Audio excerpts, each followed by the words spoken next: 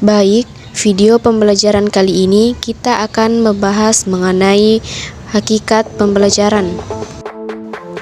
Definisi belajar.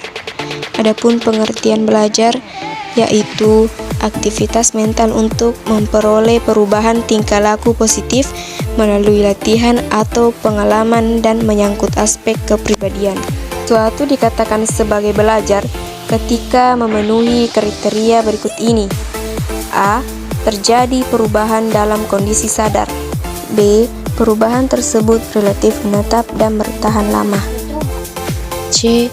Perubahan menjadi lebih baik. D. Perubahan tersebut mempunyai tujuan. Dan yang terakhir, perubahan terjadi karena latihan dan pengah.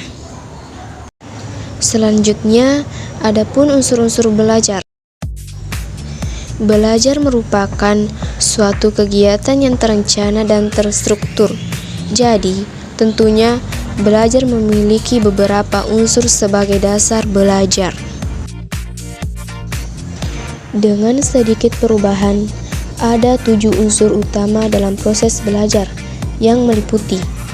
Pertama, ada tujuan, agar terciptanya dan terlaksana karena ada suatu tujuan yang ingin dicapai dari hasil proses belajar. Kedua, tentunya ada kesiapan sehingga terwujud belajar yang efektif. Ketiga, situasi yang dimaksud di sini yaitu seperti tempat, lingkungan, alat, bahan belajar, dan masih banyak lagi. Keempat, interpretasi. Peserta didik melakukan interpretasi, melihat hubungan antara situasi belajar, melihat makna dari hubungan tersebut, dan menghubungkan dengan kemungkinan pencapaian tujuan. Kelima, respon. Dari hasil interpretasi yang dilakukan, maka peserta didik dapat menentukan respon yang sesuai dengan apa yang dialaminya dalam kegiatan pembelajaran. 6. Konsekuensi.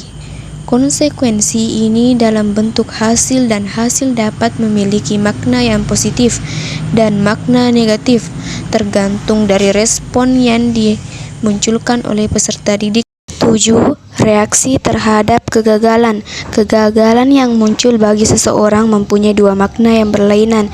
Ketika seseorang tersebut memang memiliki keyakinan yang kuat, maka kegagalan akan digunakan sebagai pendorong bisa lebih baik lagi, berbeda dengan seseorang yang memang memiliki keyakinan yang rendah.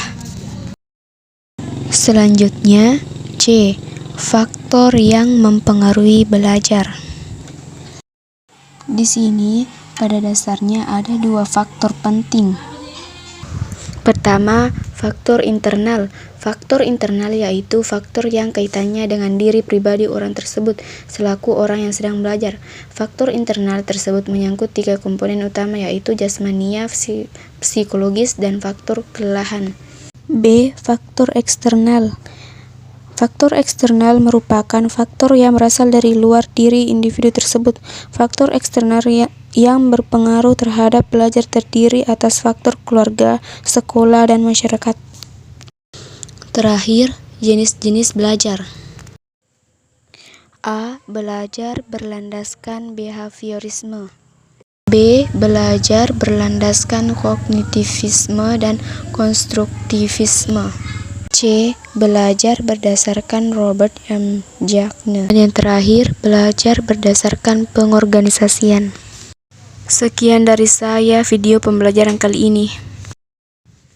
Semoga mudah memahaminya. Semoga kalian mudah memahaminya. Terima kasih.